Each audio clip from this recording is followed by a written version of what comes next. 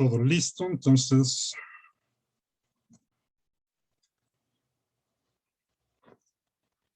la idea es ver, ya que vimos el concepto de fuerza, de las leyes de Newton y todo, pues ahora simplemente lo vamos a aplicar a una de estas fuerzas que son a distancia, que es la fuerza eléctrica. Las otras dos serían la fuerza magnética y la fuerza de gravedad. La fuerza magnética en realidad tiene que ver con la fuerza eléctrica. De la fuerza magnética no vamos a hablar demasiado, no tiene tantas aplicaciones en biología como la eléctrica. Ahorita vamos a ver dónde entra.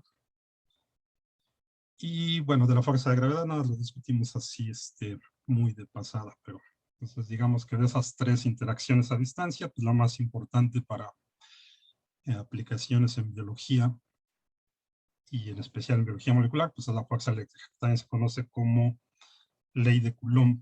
¿Okay? Bueno, entonces, por eso primero necesitamos definir algunas cosas del concepto de carga eléctrica.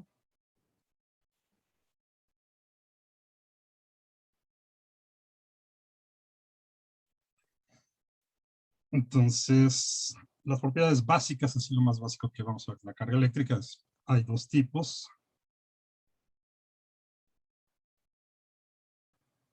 Positiva y negativa. Dos tipos de carga eléctrica que lo entonces simplemente como positivo y negativo. La carga elemental está dada en términos de la carga del electrón.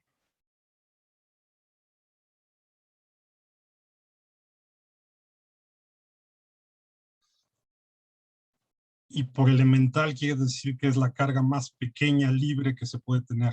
¿Okay? Entonces, bueno, vamos a ponerle así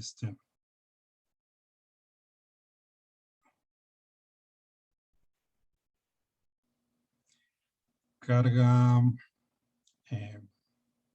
pues sí, vamos a poner la carga más pequeña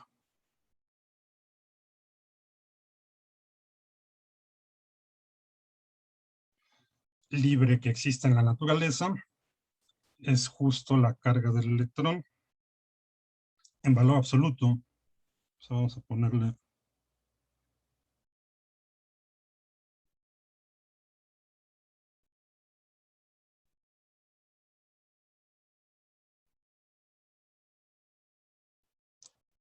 lo vamos a denotar simplemente como E, y en realidad cuando escribimos E nos estamos refiriendo al valor absoluto de E.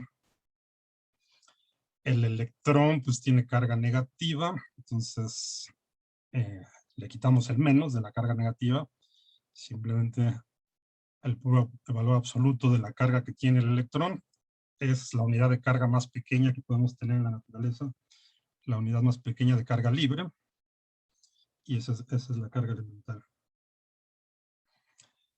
Esta en el sistema internacional se mide en coulombs, tiene un valor de,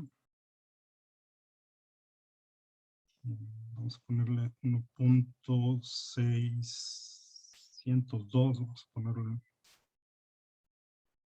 con 3 cifras, por 10 a la menos 19 coulombs.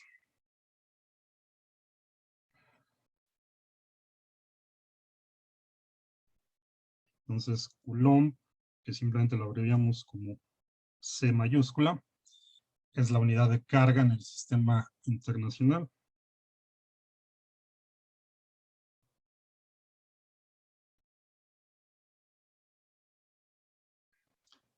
La unidad de carga eléctrica en el SI.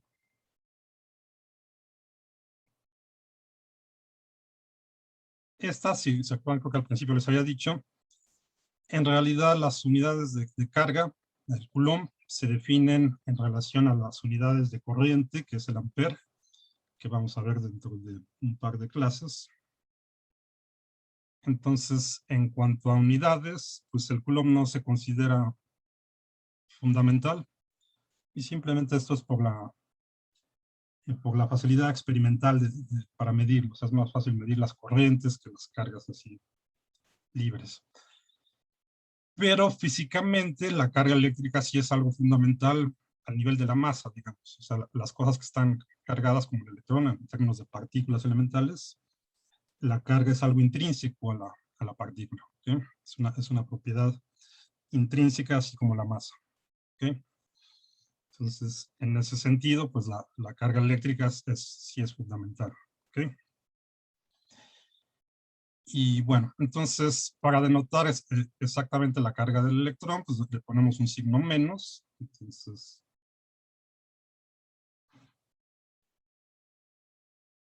simplemente le ponemos así, o a veces también se escribe así, con un como superíndice. Esta sería la carga eléctrica fundamental, que es justo la carga del electrón, ¿no? O sea, sin el valor absoluto.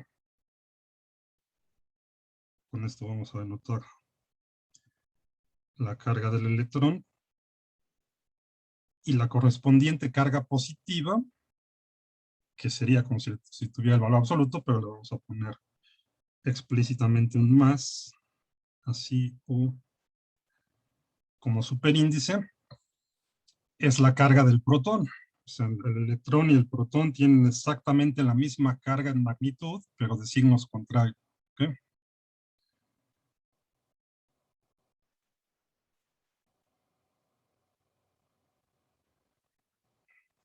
Del protón, que tiene carga positiva, el electrón tiene carga negativa, los neutrones no tienen carga, son eléctricamente neutros. ¿Okay? Entonces estos dos tienen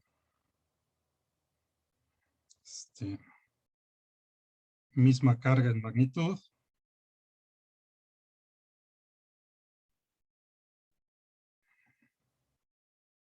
pero de sentidos contrarios. ¿Okay?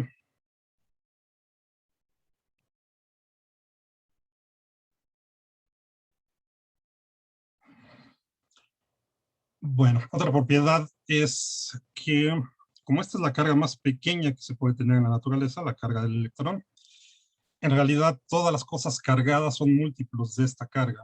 ¿Okay? Entonces, a eso le decimos que la carga está cuantizada.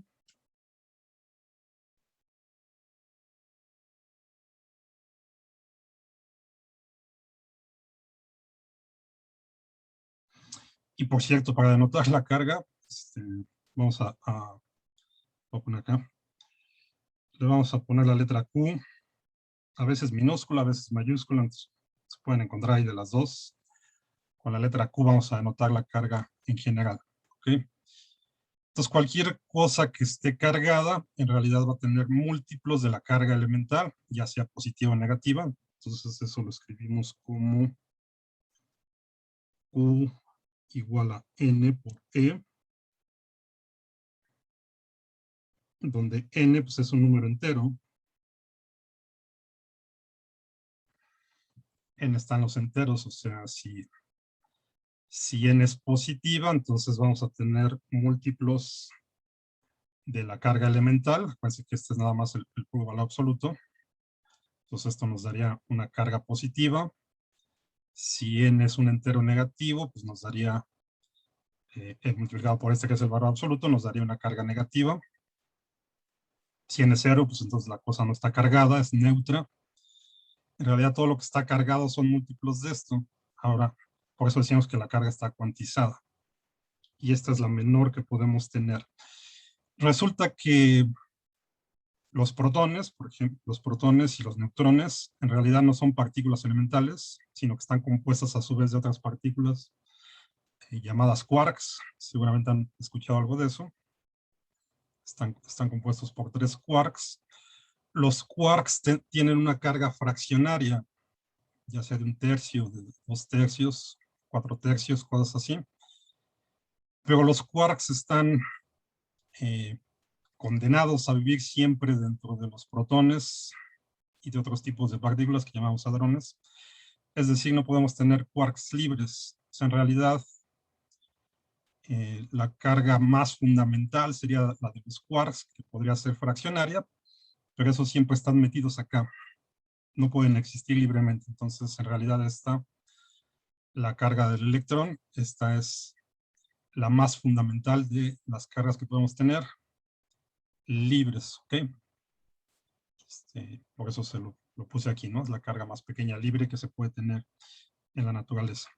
Y todo lo que esté cargado, entonces va a ser múltiplo de esto. Y por eso decimos que la carga está cuantizada, ¿no? Vienen estos cuantos de carga. Para cosas macroscópicas, por ejemplo, pues supongan que tienen una lámina cargada. Y,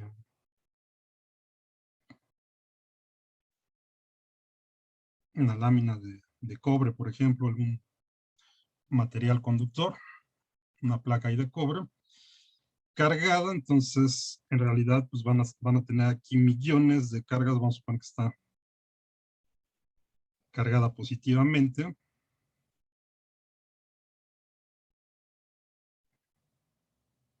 Entonces pues vamos a tener muchísimos de estos, ¿no? O sea, aquí N pues, sería un valor grandísimo. Entonces, para fines prácticos, cuando estamos hablando de cosas macroscópicas, decimos o lo pensamos como si toda la carga estuviera embarrada uniformemente sobre la superficie o estuviera distribuida uniformemente sobre un volumen, sobre la superficie de un cable, cosas así. Aquí en este caso es como si toda la carga la embarráramos así como si fuera mantequilla sobre esta lámina. Y entonces hablamos de una distribución continua de carga, aunque sabemos que eh, a nivel de partículas, a nivel atómico, en realidad tenemos múltiplos de la carga fundamental del electrón, o sea, en realidad es una distribución discreta, pero macroscópicamente la vemos como si todo estuviera uniformemente distribuido. ¿Ok? Bueno, y de hecho no vamos a necesitar de estas distribuciones continuas de cargas, nada más para que tengan este dato. ¿Ok? Bueno, entonces tenemos la carga elemental, sabemos que está cuantizada y otra propiedad de la carga es que se conserva. ¿Ok?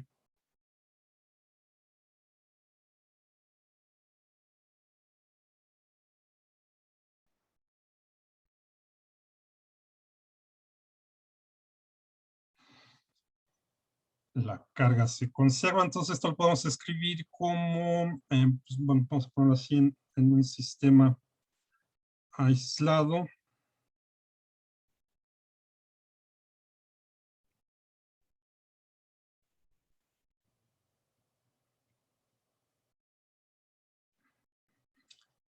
La carga total es constante. Por carga total vamos a entender simplemente la suma aritmética de toda la carga que tengamos. Podemos tener carga positiva, carga negativa.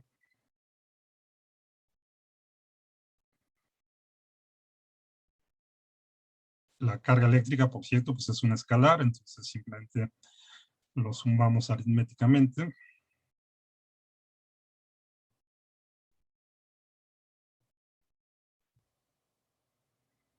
Es constante.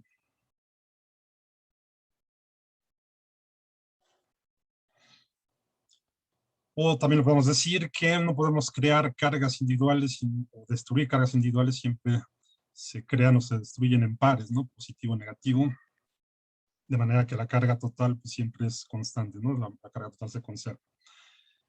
Bueno, creo que estas son las propiedades importantes. Pueden leer más acerca de las propiedades de la carga y, por ejemplo, los experimentos que hizo Benjamin Franklin, leanlos ahí en el capítulo del libro, ¿no? Para que tengan más detalles.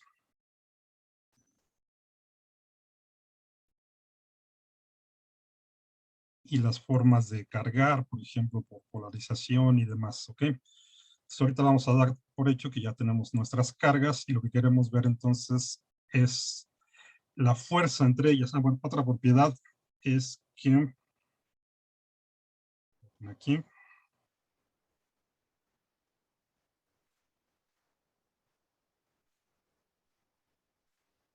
cargas iguales se repelen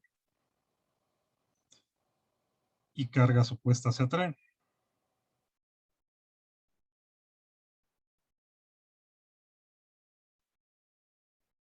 Lo que nos lleva directo entonces a la fuerza de Coulomb. la fuerza de atracción eléctrica, también se le conoce esto como electrostática, porque estamos suponiendo que las cargas están fijas en el espacio, por el momento no se están moviendo, las tenemos ahí fijas, y simplemente vemos qué fuerza ejercen unas sobre las otras. Entonces, de aquí nos vamos justo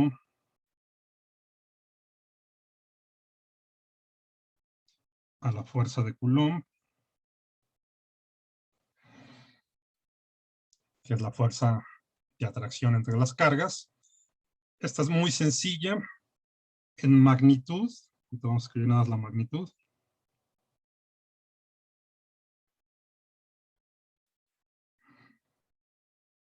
Lo voy a poner aquí en subíndice E, simplemente para indicar que es una fuerza eléctrica.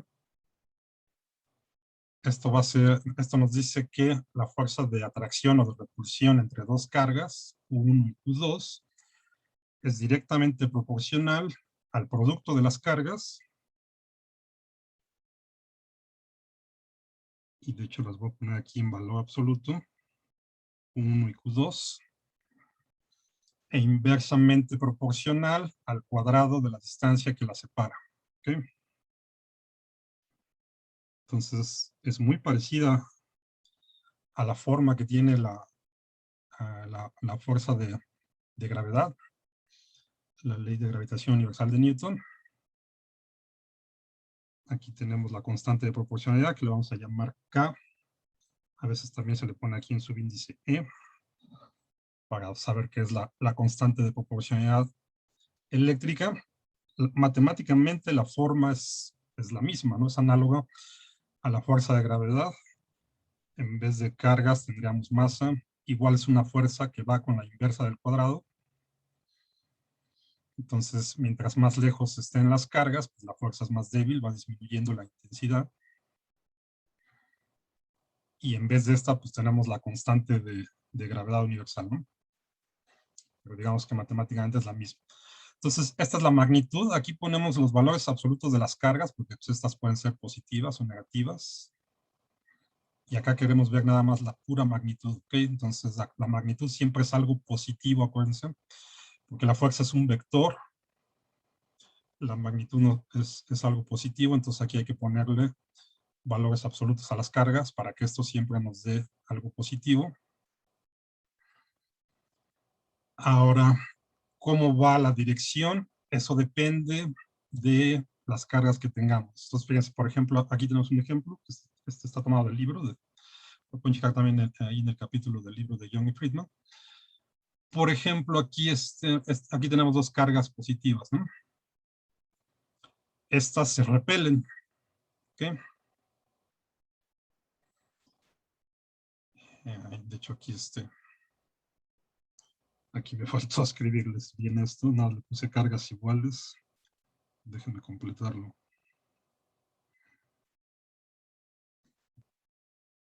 Cargas iguales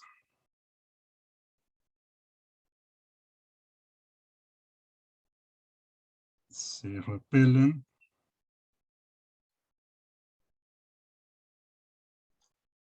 y cargas opuestas se atraen.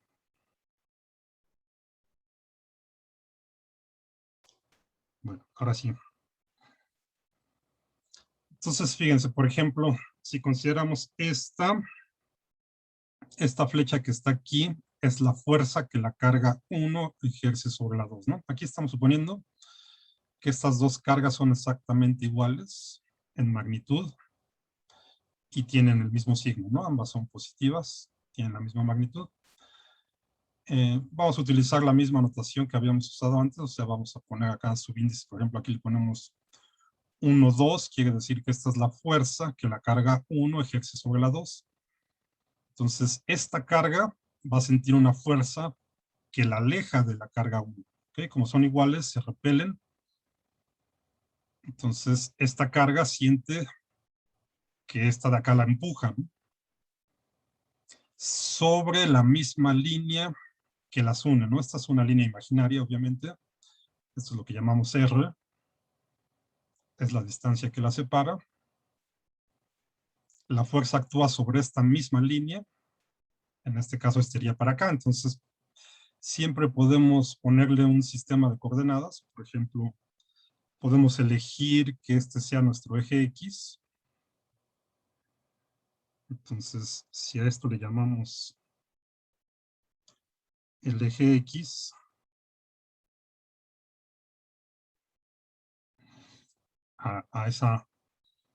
la misma línea que une a las cargas, a esto le llamamos el eje X, y utilizamos la convención de siempre, esta fuerza iría a la derecha, sería positiva.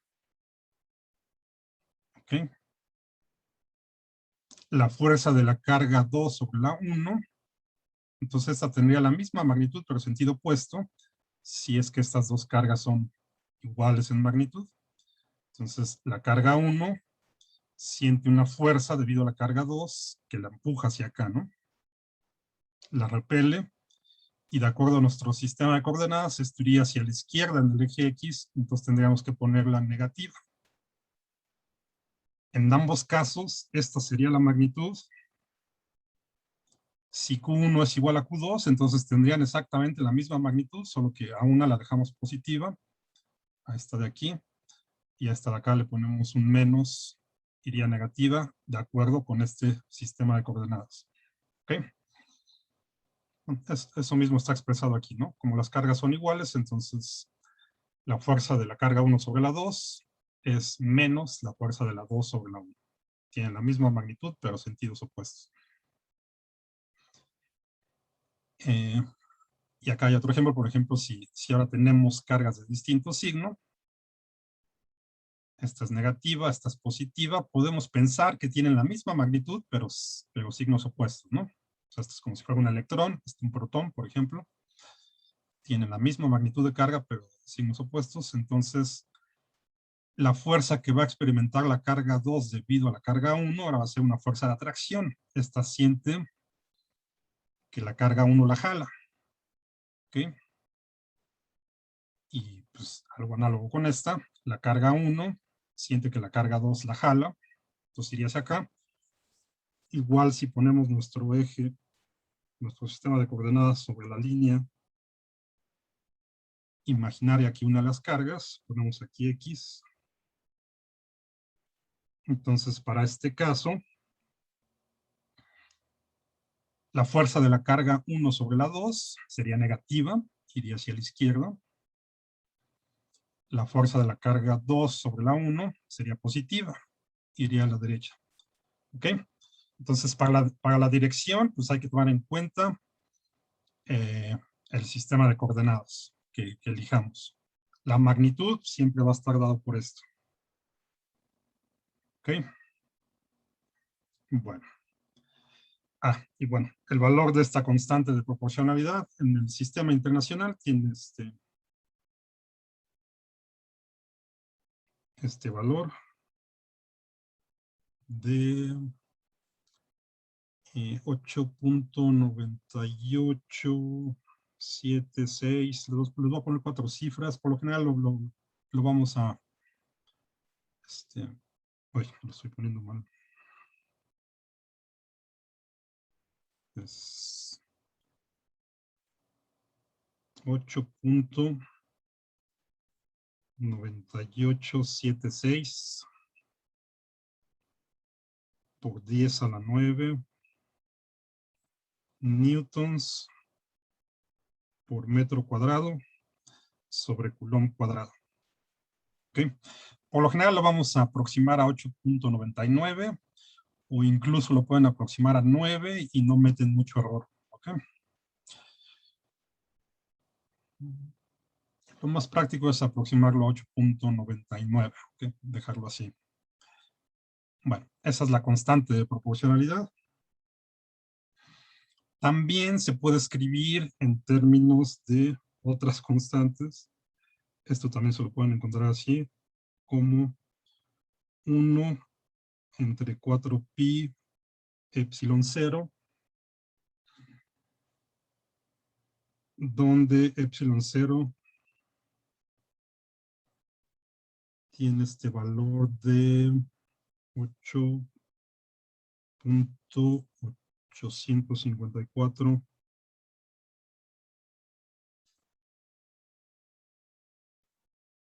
por 10 a la menos 12 coulombs cuadrado, newtons por metro cuadrado. A esta cosa de epsilon cero se le conoce como la permitividad del vacío o del espacio libre.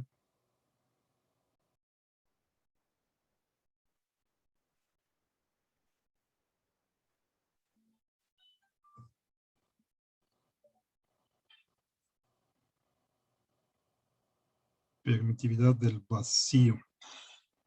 Estas cosas, estos nombres son simplemente por razones históricas. Antes de Einstein y de la relatividad se pensaba que todos los fenómenos ondulatorios necesitaban de un medio para propagarse, porque pues, es lo que se conocía en ese tiempo. O sea, el sonido pues, necesita del aire para propagarse, o del agua, o de un material sólido, una onda en una cuerda. Entonces, todos los fenómenos ondulatorios que se conocían necesitaban de un medio para propagarse. De la teoría electromagnética, resulta que los campos eléctricos y magnéticos se pueden describir en términos de ondas, y hablamos de ondas electromagnéticas, que es lo que utilizamos diario, todo el espectro electromagnético, entonces se puede describir en términos de ondas. Los físicos en ese tiempo entonces pensaban que igual las ondas electromagnéticas necesitaban de un medio para propagarse, y entonces inventaron el concepto de éter, que era como una especie de sustancia que llenaba todo el espacio, ¿no? Para explicar cómo es, por ejemplo, que nos llegaba la radiación del Sol, ¿no? Que tenía que atravesar el espacio. Y si es una onda, entonces pensaba que necesitaba algo, un medio en el que se propagara. Entonces, estas constantes de aquí, esta y otra que se llama la permisividad del vacío, que tiene que ver con el campo magnético, tienen que ver con la velocidad de la luz en el vacío. O sea, se puede escribir como esta epsilon cero por otra cosa que se llama mu cero, que esta no la vamos a ver, como la raíz de esto, ¿no? Esto resulta de la teoría electromagnética. Ahora sabemos que no existe tal cosa el éter y que las ondas electromagnéticas se pueden propagar en el vacío, a diferencia de los demás tipos de ondas, ¿no? No necesitan de un medio para propagarse, se propagan en el vacío, pero entonces estos nombres pues, son heredados de esa época en la que se pensaba que había ahí un medio, ¿no? Por eso se le llama permitividad, o sea, como si el vacío tuviera ahí una especie pues de resistencia, cosas así, ¿no? Sí, dime, Iván. Solo por mera curiosidad, ¿esto se relaciona o quizá vamos a ver sobre la constante de Faraday? ¿De qué? Sí, tiene que ver un poco con la constante de Faraday. Esas son las constantes que aparecen ahí en las ecuaciones electromagnéticas. Esta va asociada con el campo eléctrico, que vamos a ver el campo eléctrico, y esta mu con el campo magnético, ¿no? Que tiene que ver con lo de Faraday. Lo vamos a ver, aunque sea así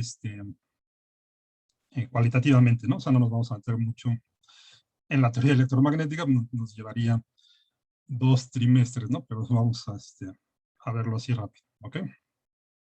¿Sí? Bueno, Muchas gracias. sí.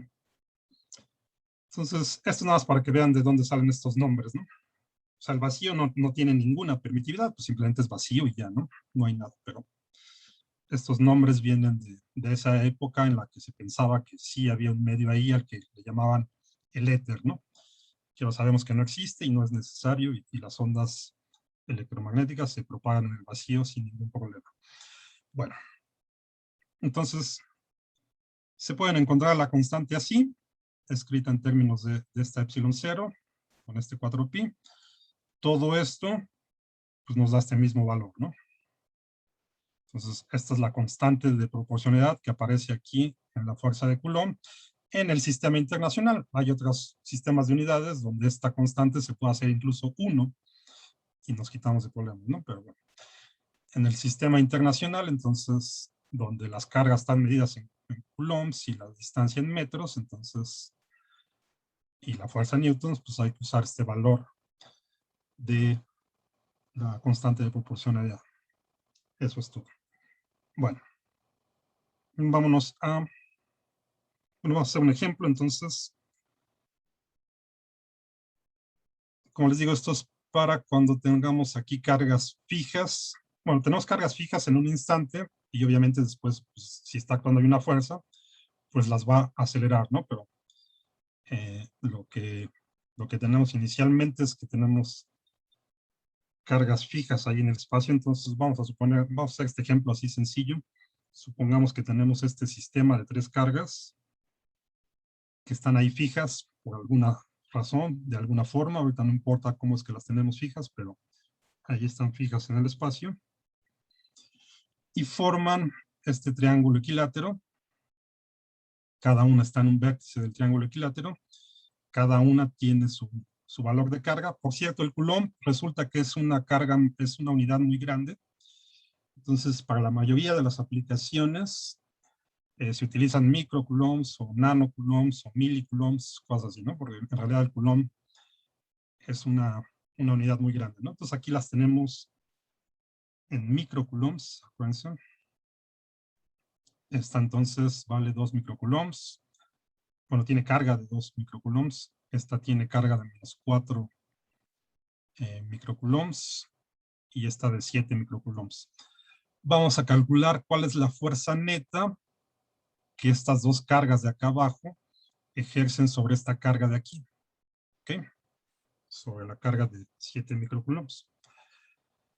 ¿Qué tenemos que hacer? Siempre ponemos la magnitud. Acuérdense de nuestra magnitud.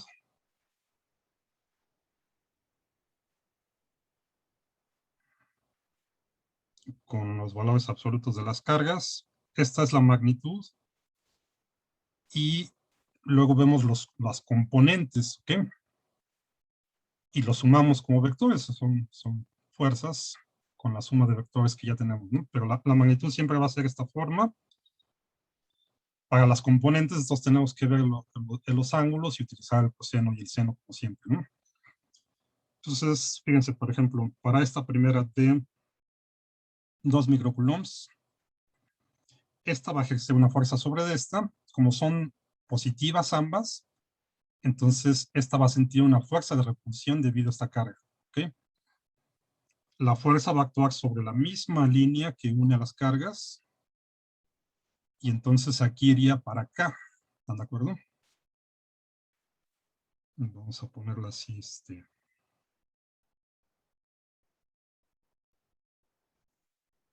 lo voy a poner aquí más o menos así grande. Esta sería la fuerza. Bueno, conviene también ponerles etiquetas a las cargas, ¿no? Nada más para que sea más fácil. Vamos a ponerle esta, la carga 1, a esta la carga 2 y a esta la carga 3. Entonces, según nuestra convención, esta sería la fuerza que la carga 1 ejerce sobre la 3, ¿no? ¿Sí? Es una fuerza de repulsión porque ambas son positivas, entonces va hacia acá. La magnitud de esta la calculamos con esto. Y las componentes, entonces hay que ver esta, qué componentes tienen, ¿no? Entonces, si utilizamos nuestra convención de siempre de medir el ángulo con respecto al eje X positivo, aquí pues podemos poner, es como si nuestra fuerza estuviera en el origen. Aquí ponemos nuestro eje X y entonces necesitamos este ángulo.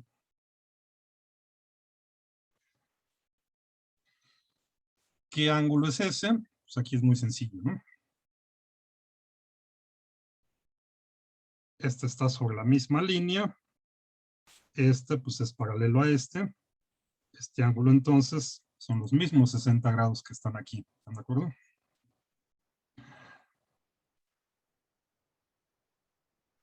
Tenemos el ángulo medido desde la parte positiva del eje X. Entonces las componentes van a ser simplemente esta magnitud multiplicada por el coseno de 60 va a ser la componente X. Esta magnitud multiplicada por el seno de 60 va a ser la componente Y. Entonces vamos a escribirlo de una vez. vamos a ponerle la fuerza de 1 sobre 3 en X. La constante, entonces, 8.99 por 10 a la 9 newtons por metro cuadrado sobre coulomb cuadrado. Multiplicamos por los valores absolutos de las cargas. Aquí, como ambas son positivas, pues entonces ya se quedan aquí, ¿no? Entonces sería 7 por 2. Y acuérdense que son microcoulombs. Entonces de una vez lo ponemos como 2 por 10 a la menos 6 coulombs por 7 por 10 a la menos 6 coulombs. Y todo dividido entre el cuadrado de la distancia que lo separa. ¿Cuál es la distancia que lo separa? Pues es simplemente el lado de este triángulo equilátero, que aquí ya tenemos el dato que vale 0.5 metros, ¿no? En ocasiones pues van a tener que sacarlo con trigonometría o lo que sea. Aquí ya tenemos la distancia que lo separa, ¿no? Entonces sería 0.5 metros al cuadrado. Y todo esto multiplicado por el coseno de 60 grados. Ok, bueno, ya no lo pongo acá porque no cabe. Aquí estaría multiplicando el coseno de 60 grados, ¿no? Eso nos daría la componente X de esta fuerza. Bueno, vamos a hacer toda esa Doctor, operación. Sí, una duda, ¿de dónde sale el 13? el 13... F13 de X. Ah, es la notación. Es simplemente, no es que sea 13, sino vamos a entenderlo como 1, 3. Es para indicar la fuerza de la carga 1 sobre la 3. ¿Ok? O sea, Ah, ok, gracias. el primer subíndice indica la carga que está ejerciendo la fuerza y el segundo subíndice indica la carga que está sintiendo la fuerza, ¿no? Entonces, como estamos calculando la fuerza que esta ejerce sobre esta, es la fuerza de la carga 1 sobre la 3. ¿Sí? Y el X, pues es nada más porque es la componente X. ¿Ok? Bueno.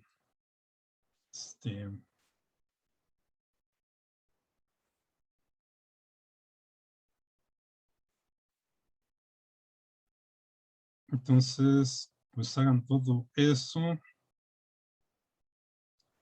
Para ahorrar tiempo, creo que yo ya lo había hecho. Déjenme ver si lo encuentro.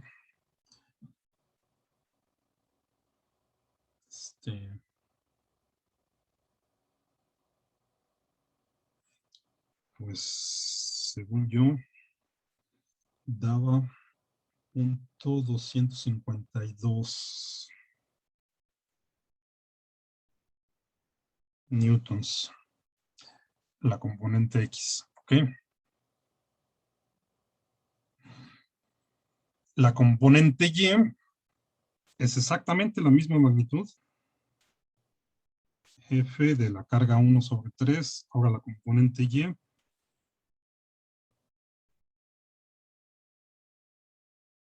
Ponemos exactamente la misma magnitud.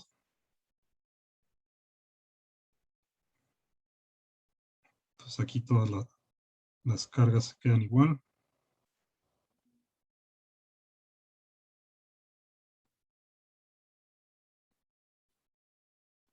Entre 0.5 metros al cuadrado. Ahora multiplicamos por el seno de 60 grados.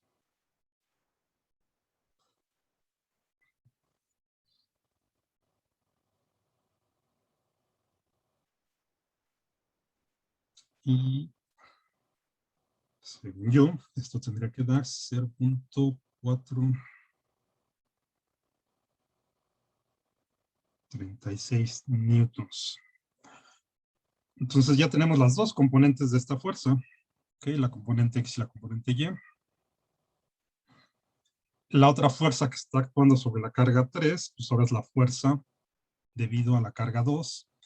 Esta va a ser de atracción, porque entonces ahora tenemos cargas de signo opuesto, negativa y positiva. Entonces, la carga, digo, la fuerza de 2 sobre 3 va a ir sobre la misma línea que una de las cargas, pero ahora como es de atracción, pues va hacia acá.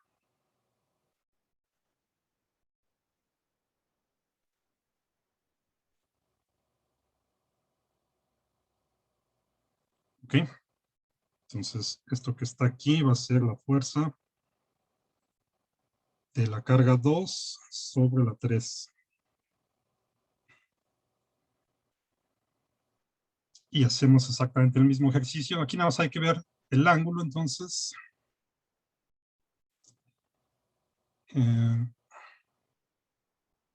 Si para seguir nuestra convención de tomarlos desde el eje X positivo, pues tendríamos que tomar todo este ángulo hasta acá, ¿no?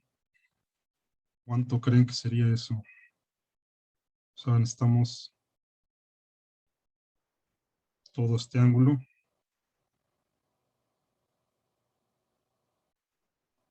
¿Están de acuerdo que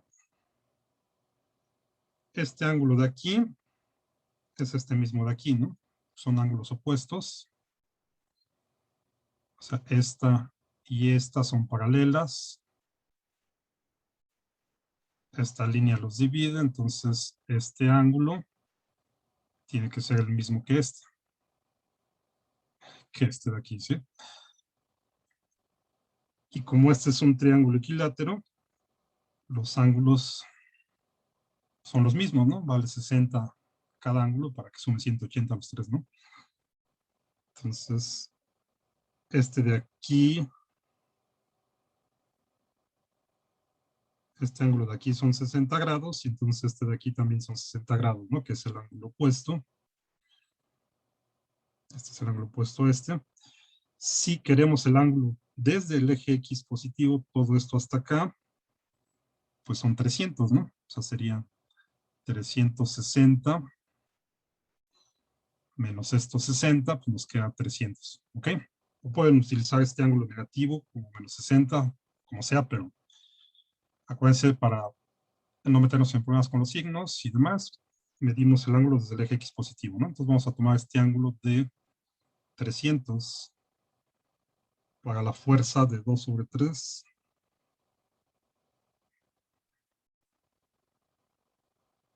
Y hacemos lo mismo, entonces, uy, acá ya tengo otra cosa. Déjenme pasarme acá y ahorita nos regresamos a esto. Lo voy a poner aquí, aunque quede algo lejos. Nos quedaría así, ¿no? La fuerza de la carga 2 sobre 3 en X va a ser igual al 8.99 por 10 a la 9 newtons metro cuadrado entre coulomb cuadrado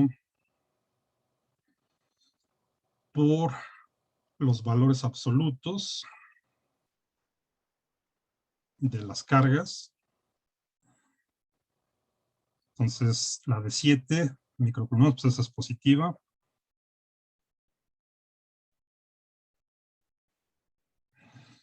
La de menos 4 microcoulombs, en valor absoluto, pues nada, le ponemos 4. ¿Ok? O sea, le quitamos el signo, le ponemos 4, 10 a la menos 6 coulombs. Dividido entre la distancia, que es la misma de 0.5 metros, porque también están separadas por un lado del triángulo equilátero, multiplicada por el coseno de 300, ¿no? Esto nos daría la componente en X y la componente en Y es exactamente la misma magnitud.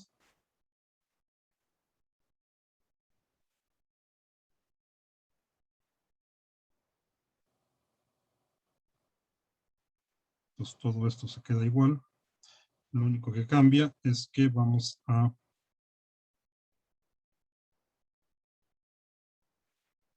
multiplicar por el seno de 300, ¿no?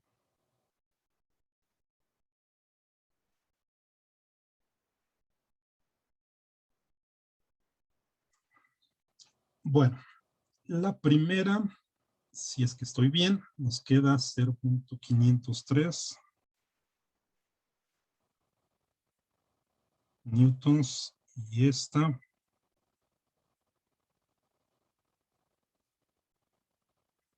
menos 0.872 newtons, ¿no? Ustedes chequenlo con calma. Ahorita le estoy poniendo resultados así para dar tiempo. Ok, entonces tenemos ya las dos fuerzas que actúan sobre nuestra carga. Voy a poner la primera ya como vector. La de la carga 1 sobre la carga 3 la podemos escribir como 0.252, que es lo que nos dio en X por Y, más 0.436, que fue lo que dio en Y por J, todo está en newtons. Y esta, la fuerza de la carga 2 sobre la 3, pues la escribimos como 0.503 por I, menos 0.872 J, todo en newtons. Entonces ya tenemos las dos fuerzas debido a las dos cargas. Simplemente las sumamos y esa es la fuerza neta, ¿no? La fuerza resultante. Entonces, acuérdense que sumamos componente a componente, este con este. Entonces vamos a ponerle ya la fuerza neta.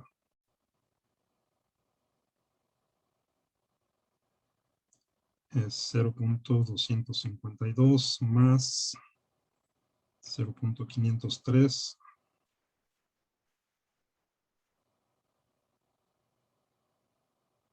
newtons por I más 0.436 menos 0.872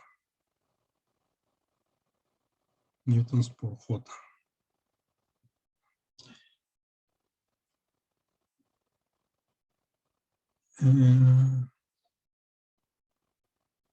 Y si hacemos esa suma, entonces nos quedaría 0.755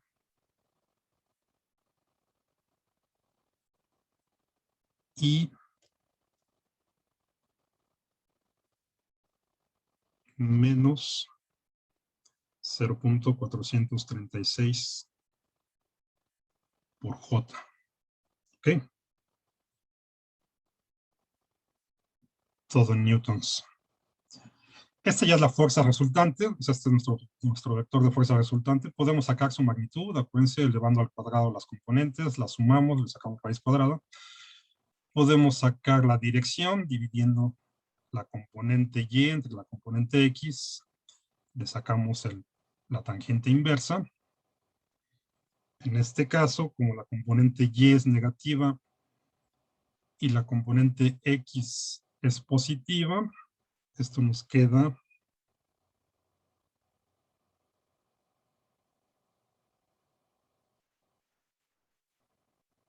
en el cuarto cuadrante, ¿no?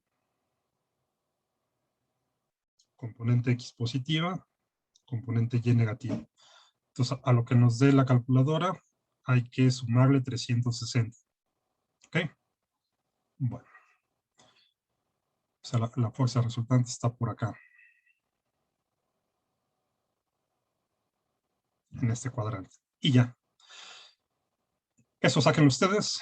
Pues aquí nos pedían bueno, nos quería sacar el vector de fuerza resultante. Ya lo tenemos aquí. Lo podemos escribir en términos de su magnitud y el ángulo, ¿no? Como siempre. Sacamos su magnitud y el ángulo con la tangente inversa. ¿De acuerdo? Bueno. Entonces, para este tipo de ejercicios, pues simplemente es ver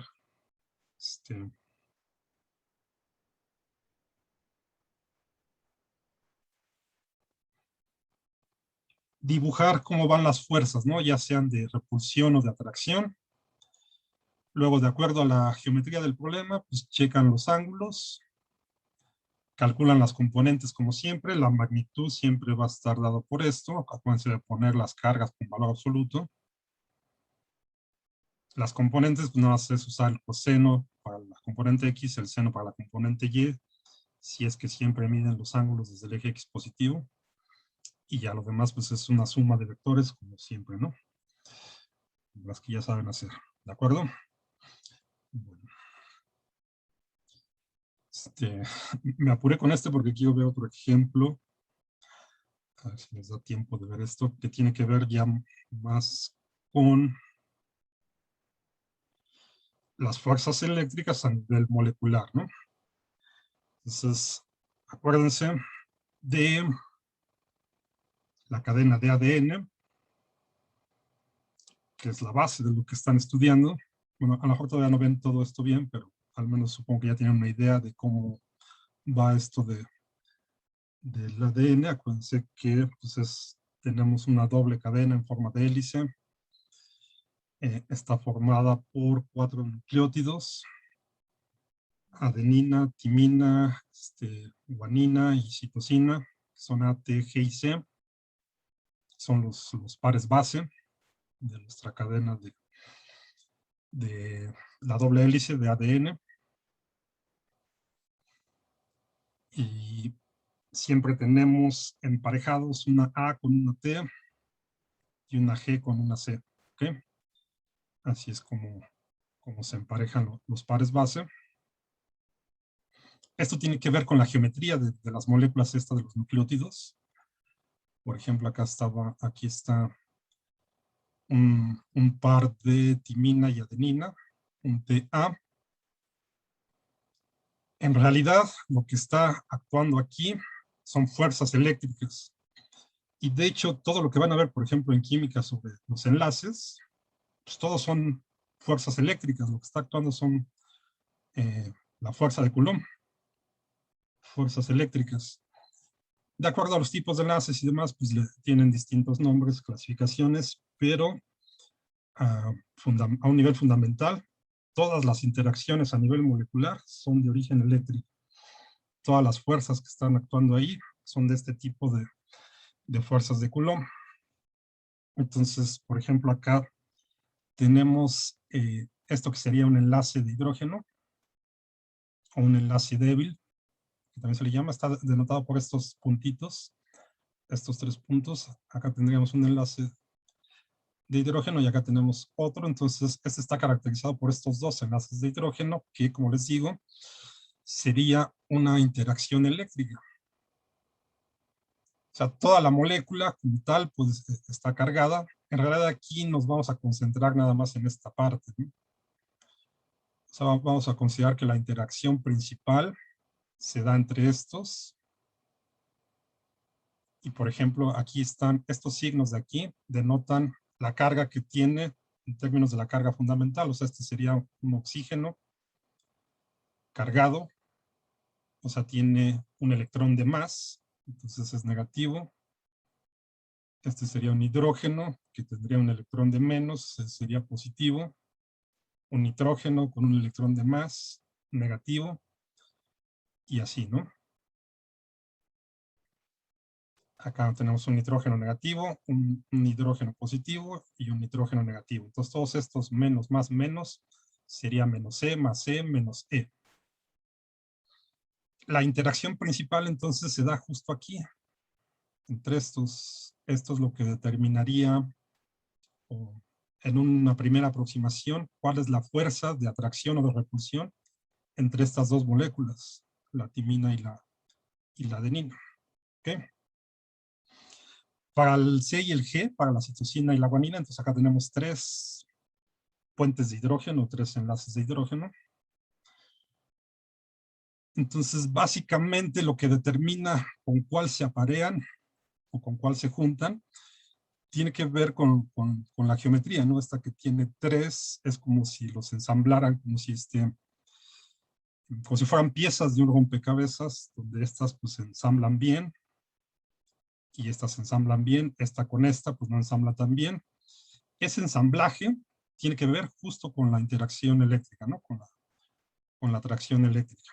Entonces, puede suceder que una de estas se vaya con una de estas, ¿no? Y entonces tendríamos una mutación puntual, ¿ok? Y eso pues puede tener efectos o no. Puede ser que se interrumpa que dé lugar a un codón de stop y se interrumpa la traducción y demás. Y pues puede dar lugar a otras cosas, ¿no? A mutaciones que pueden tener efectos, ¿no? Efectos graves incluso. Entonces, todo eso pues lo van a estudiar con más detalle. Ahorita quiero ver nada más entonces cómo podríamos calcular esta interacción, ¿no? Y bueno,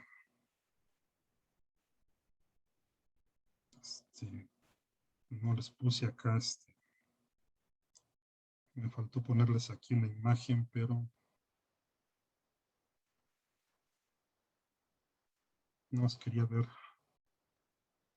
si se las puedo poner rápido.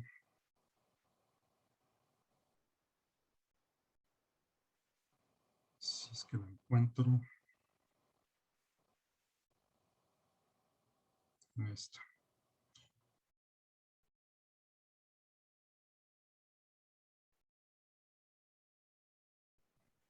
Por ejemplo, durante una réplica de una cadena de ADN. Esta de acá representa la cadena vieja, que después se va a unir a una nueva. Esta es una vieja que se va a unir a una nueva. Este proceso, pues en general, se representa así como si fuera algo ordenado, que todo pasa así bonito, pero en realidad es algo caótico, ¿no? Todo esto está dentro del fluido de las células, y entonces todos estos nucleótidos pues andan por ahí dispersos. Las fuerzas de repulsión eléctricas hacen, por ejemplo, que esta G rechace a las A's y a las T's, ¿okay? Que andan por ahí rebotando, y que atraiga a una C, ¿ok? De manera que lo que está actuando justo para meter un poco de orden en este caos, que es todo este caldo ahí donde están los nucleótidos, lo que pone un poco de orden es justo la interacción eléctrica, que en realidad son débiles y son, o sea, no son muy fuertes, pero son las encargadas, por ejemplo, que esta G se una a la C, y una vez que está aquí, pues las enzimas se encargan de pegarlas, ¿no? Igual las enzimas se encargan de despegarlas y despegarlas. Las enzimas también actúan de acuerdo a la interacción eléctrica, ¿no? Básicamente funcionan de acuerdo a estas fuerzas de Coulomb, ¿ok? Bueno, esto era así nada más para ejemplificarlo. Como les decía, puede suceder que una de estas se una a una a la que no debe, a una A o una T, y entonces tenemos ahí una mutación en el código genético, ¿no? Bueno. Entonces lo que quiero ahorita calcular así rápido es, por ejemplo, cómo sería la fuerza entre estas. Bueno, vamos a ver cuál tenemos aquí.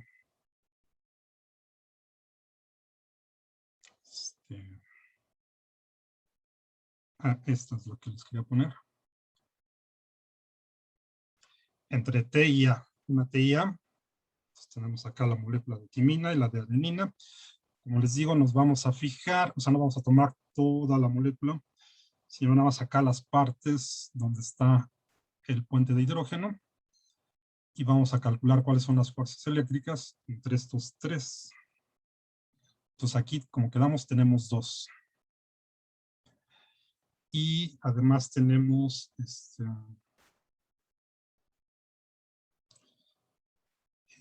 bueno, sabemos esta distancia entre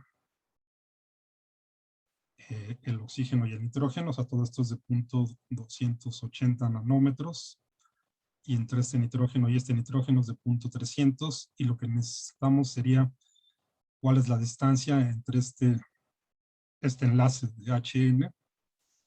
No, déjenme buscar ese dato rápido. Lo necesitamos para poderlo calcular, ¿no?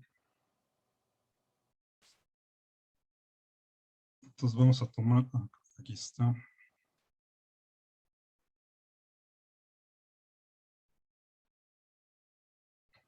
La distancia entre el hidrógeno y el nitrógeno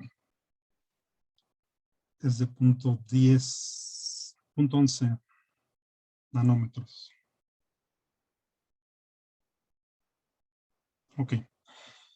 Creo que eso es todo lo que necesitamos para calcularlo. Vamos a ver si podemos hacerlo rápido. Fíjense qué tendríamos que hacer.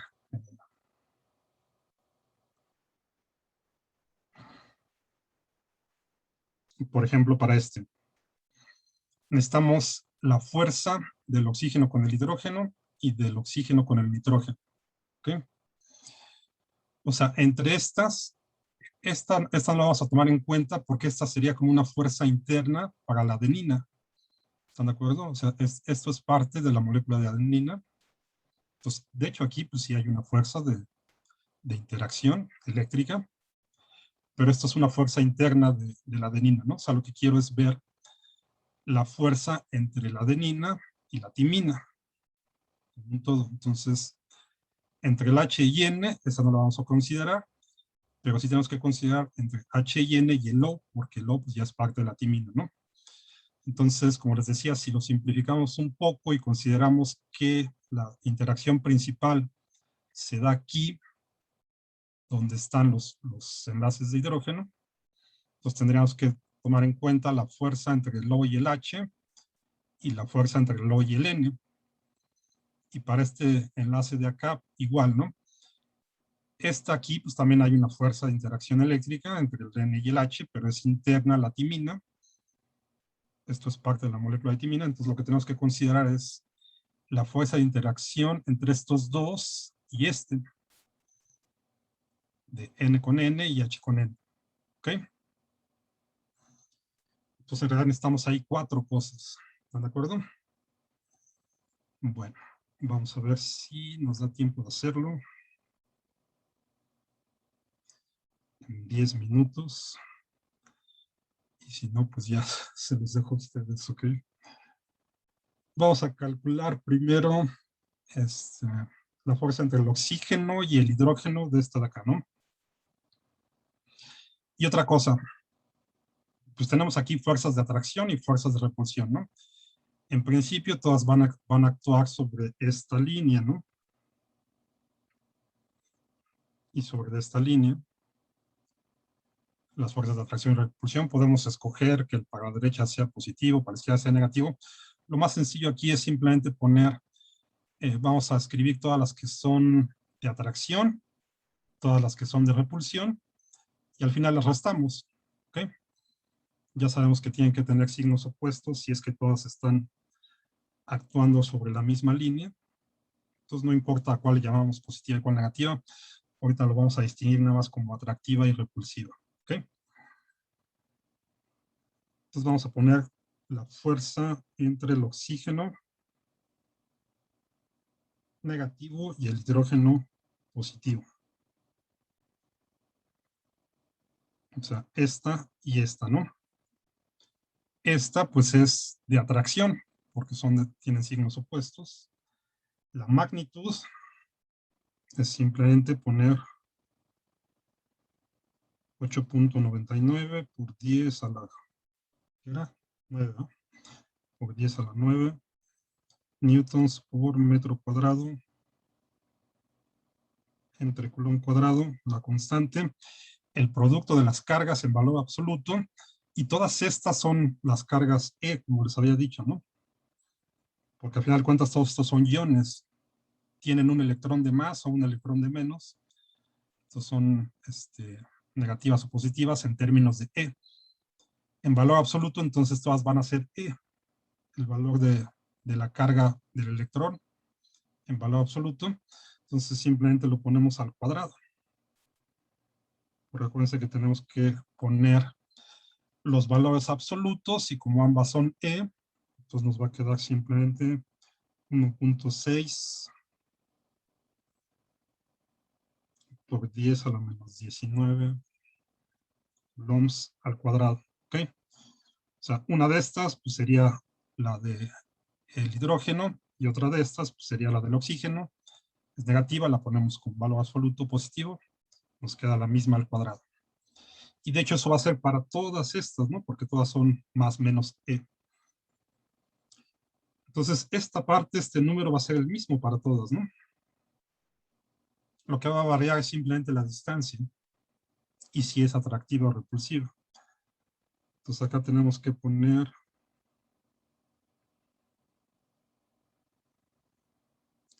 la distancia entre este y esta de aquí. Y para eso, por eso quería el dato este.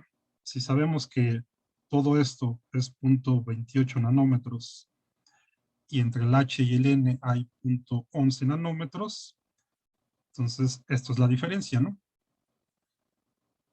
Esto de aquí sería 0.28 menos 0.11, nos va a quedar 0.17, ¿no?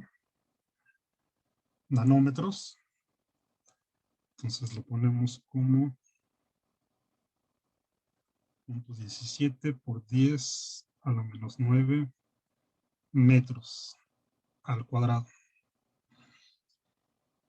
Y ya está. Esta es la magnitud y simplemente sabemos que esta es atractiva, ¿no? Hagan todo esto.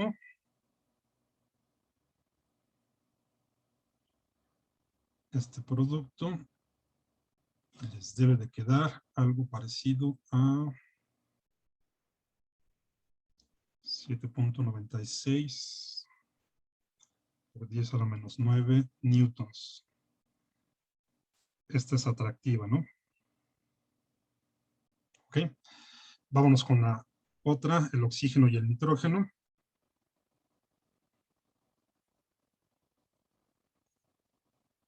Aquí ambos son negativos. La magnitud, al menos la parte de arriba, es exactamente la misma. La constante no cambia. Los valores absolutos de las cargas son los mismos. Lo que cambia acá es la distancia, que están separadas, ¿no? Entre el oxígeno y el nitrógeno, pues ahora hay toda esta distancia de 0.28 nanómetros. Pues aquí le ponemos 0.28 por 10 a la menos 9 metros, todo esto al cuadrado. Si hacen toda esa operación, les debe de quedar 2.94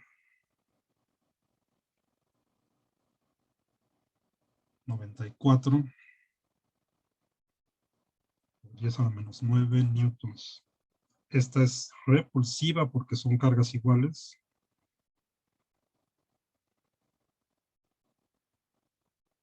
Ambas son negativas, ¿ok? Y ya está. Entonces, las fuerzas para este enlace de hidrógeno. Vámonos con el segundo de acá. Entonces vamos a poner primero la del nitrógeno.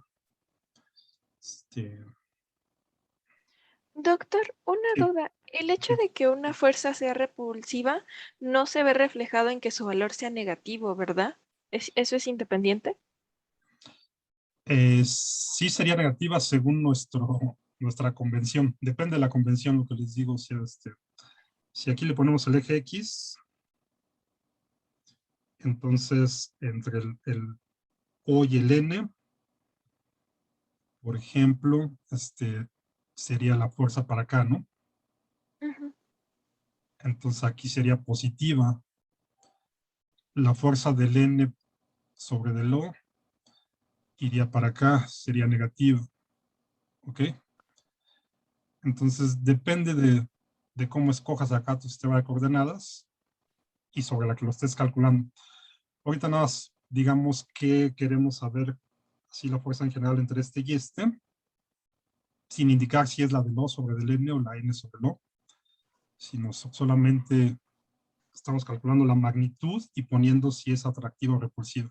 ¿Ok? Ok, De- des- gracias. Después sumamos todas las atractivas y sumamos todas las repulsivas y vemos cuál gana nada más, ¿no? Para saber, o sea, lo que quiero saber es si esta fuerza entre estos dos es atractiva o repulsiva. Nada más. ¿De acuerdo? Sí, ¿alguien me iba a preguntar algo, Diego? Sí, ¿por qué no calculamos la carga del átomo, o ya sea de oxígeno, de hidrógeno, nitrógeno, multiplicando el valor de E por el número de electrones que tiene, o de protones? Porque esto es lo que les decía. Estos son iones en realidad. O sea, este menos de aquí quiere decir que tiene un electrón de más. Y este más de aquí quiere decir que tiene un electrón de menos. O sea, es como si tuviera una carga del electrón positiva. ¿Ok? Y entonces, si no fueran iones, Si no fueran iones, tendríamos que considerar si tienen, cuál sería su carga total, ¿no? O sea, digamos que este es tal que toda su carga se cancela, excepto por un electrón que tiene de más, ¿no? O sea, es como los electrones, como si fuera un electrón de valencia, ¿no? Que es lo que forma aquí el enlace covalente. O sea, tendría aquí un electrón de más, este tiene un electrón de menos. Eso es lo que le sobra de carga, digamos, todo lo demás se compensa. Por eso nada más nos fijamos en esta carga, que es la que sobra, que es la que está actuando, ¿sí? ok. Y entonces, y los que no son iones, entonces quedarían todos compensados, sería cero. Sí, exactamente. Ok. Serían todos compensados. O sea, piénsalo así, es como si tuviéramos, como si uno tuviera estas cargas así, más, más, más, más, menos, menos, menos, menos, menos. Entonces, todas estas pues se cancelan y nada más sale aquí un electrón que queda sobrando, ¿no? Que es este que aparecería aquí. Y lo mismo para los positivos. ¿Ok? Entonces, toda esta parte pues no interesa. Digamos que todo esto nos da algo neutro, ¿no? Nada más nos interesa la carga que queda ahí, el, la carga neta que queda, ¿no? Que sería menos en este caso. ¿Sí? Sí, doctor, gracias. Ok, bueno. Ok, entonces vámonos con el de, ¿qué les había dicho? El nitrógeno y el hidrógeno, entre estos dos, ¿no? Entonces simplemente aquí, para la distancia, esto vale 0.300 menos esta distancia que es 0.11. Entonces aquí nos va a quedar una distancia de 0.19, ¿no? Simplemente hagan la resta. Lo tengo que mover aquí.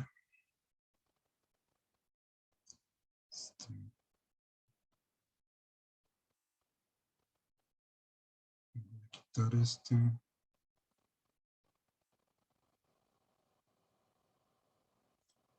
Ahorita ya no lo necesito.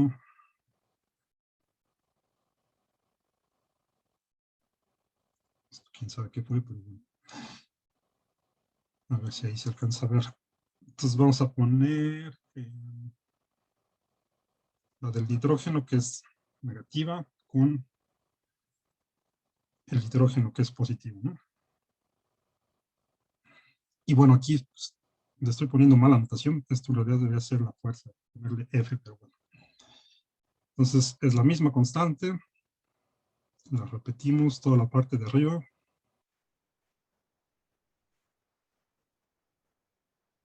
El mismo producto de las cargas. Valor absoluto, y quedamos que para esta, entonces la distancia que les dije, 0.19, ¿no? 0.19 por 10 a la menos 9 metros, esto al cuadrado. Si hacen todo eso, queda 6.38 por 10 a la menos 9 newtons, y esta es atractiva, ¿no? Pues son cargas de signo opuesto. Y la última, entonces, es entre los dos nitrógenos, el nitrógeno de la timina y el nitrógeno de la adenina. Ambos son negativos, están separados esta distancia de 0.3 nanómetros. ¿Ok?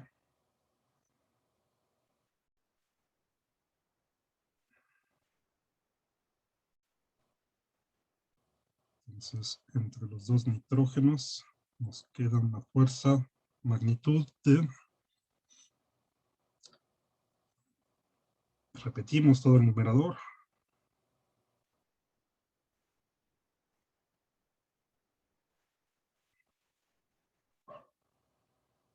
0.6 por 10 a la menos 19 coulombs al cuadrado.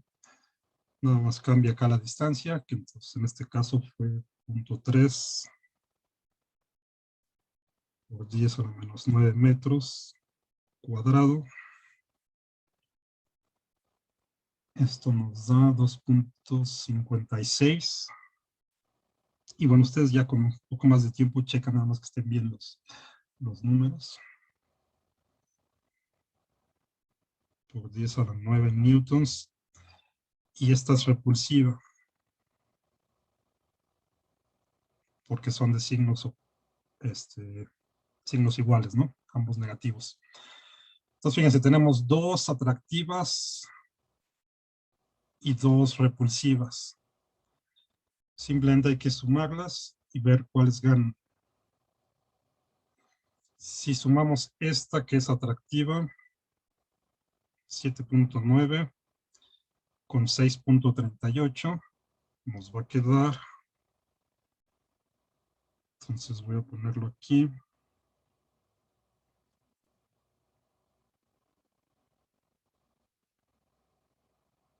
atractivas, ¿qué les dije? 6.38 con 7.96, ¿no? Entonces, eso queda 1.43 por 10 a la menos 8 newtons. Sumamos las repulsivas. Tenemos esta de 2.94 con esta de 2.56.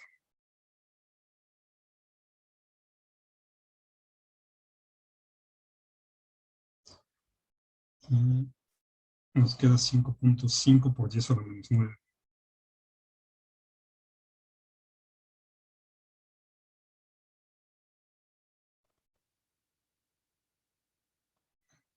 Que es menor, ¿ok? O sea, esta es más grande que esta. Entonces, si las restamos,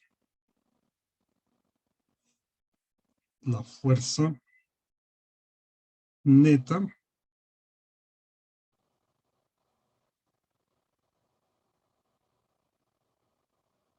nos va a quedar, restando estas dos, nos va a quedar de 8.8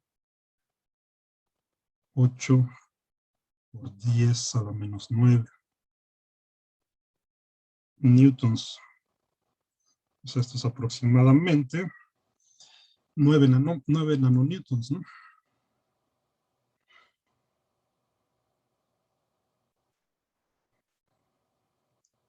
Y es atractiva como tendría que ser, ¿no? Eso es lo que esperaríamos, que fuera atractiva. Si fuera repulsiva, entonces pues la timina y la adenina pues no se juntan. Necesitamos que haya aquí una fuerza neta atractiva que las empareje, aparte de la geometría, de que ambas son, aquí se ensamblan bien con los dos puentes de hidrógeno.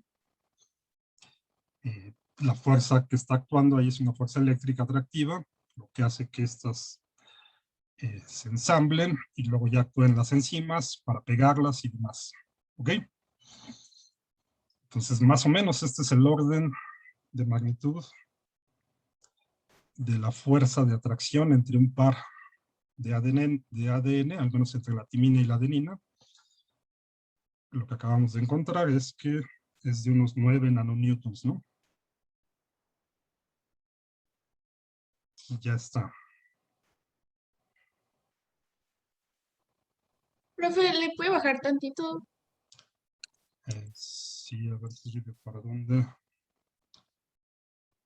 a la última, lo último que hicimos por Aquí mero. Ahí va, es que tiene un cierto lag, lo que yo lo muevo y lo que aparece en la pantalla, pero ahí está, ¿no? Eso. Ahí está bien.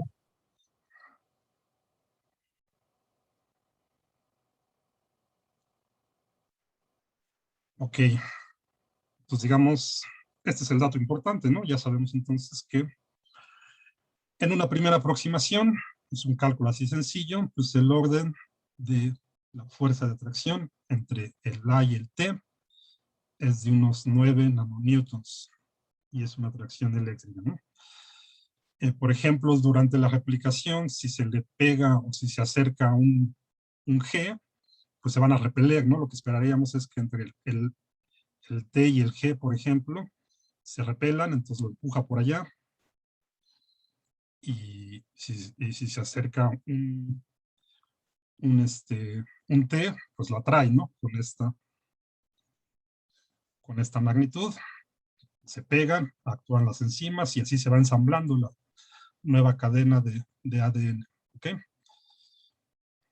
Lo increíble es que no haya tantos fallos, ¿no? Porque como les digo, en realidad es un proceso ahí caótico. Están, pues están a una cierta temperatura, se está todo moviendo ahí en el sistema acuoso que es la célula. Están rebotando todas las cosas unas con otras. Lo increíble es que no haya tantos errores, ¿no? Que todo se vaya ensamblando como debe de ser. Parte de eso, pues buena parte de eso tiene que ver justo con estas fuerzas de atracción eléctricas, ¿no? Ok. Bueno, ustedes van a calcular el otro, el que tiene 3. Ahorita hicimos el fácil y ustedes hacen el difícil, ¿no? En realidad no es difícil, simplemente hay un par más, ¿no? O sea, ustedes van a hacer el de 6G, donde ahora tenemos 3 puentes de hidrógeno. La idea es exactamente la misma. En vez de 4, entonces vamos a tener 6, ¿no? Entre este y este, este y este, este y este, este y este, este y este y este y este, ¿sí? Y lo que esperaría que encontraran es que también sea una fuerza de atracción más o menos del mismo orden, ¿no? De unos 9 nanonewtons. Ya me dirán ustedes de cuánto les queda para la citosina y la guanina. ¿De acuerdo? Bueno, entonces pues vamos a detenerlo aquí.